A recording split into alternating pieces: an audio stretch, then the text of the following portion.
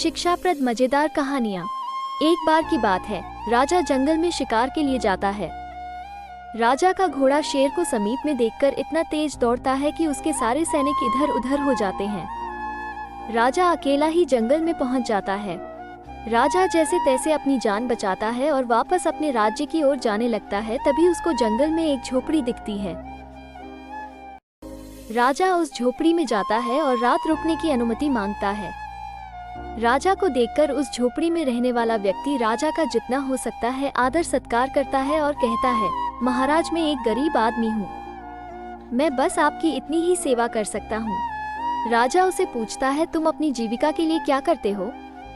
वो व्यक्ति राजा से कहता है, मैं जंगल की लकड़ी जलाकर उसका कोयला बेचता हूँ। राजा उसकी सेवा से खुश होते हैं और कहते हैं, मैं तुमको अपने आम का एक बगीचा देता हूँ, अब तुमको कोयला बेचने की कोई जरूरत नहीं। दूसरे दिन जब राजा दरबार पहुंच जाते हैं तो उस व्यक्ति को एक आम का बड़ा बगीचा देते हैं और भूल जाते हैं। जब बहुत दिन हो जाते हैं तब राजा को अपने आम के बगीचे की याद आती है और वो उस बगीचे को अचानक देखने पहुंच जाते हैं। जब वह बगीचे में पहुंचते हैं तो बगीचा देखकर चौंक जाते हैं। वो उस व्यक्ति को बुलाते हैं और कहते हैं, यहाँ के सारे आम कहाँ गए? यहाँ पर बस इतने कम पेड़ क्यों बचे हैं? तुमने आम के पेड़ों का क्या किया? वो राजा से कहता है, महाराज मैंने आम के पेड़ जलाकर उनका कोयला शहर में बेच दिया, अब तो यहाँ पर थोड़े ही पेड़ बचे हैं।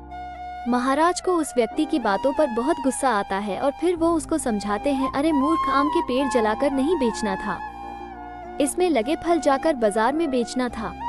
अब तुम फिर से दोबारा आम के पेड़ लगाओगे और जो बचे हुए पेड़ हैं उनके आम जाकर शहर में बेचो और देखो तुमको कितना मुनाफा होता है।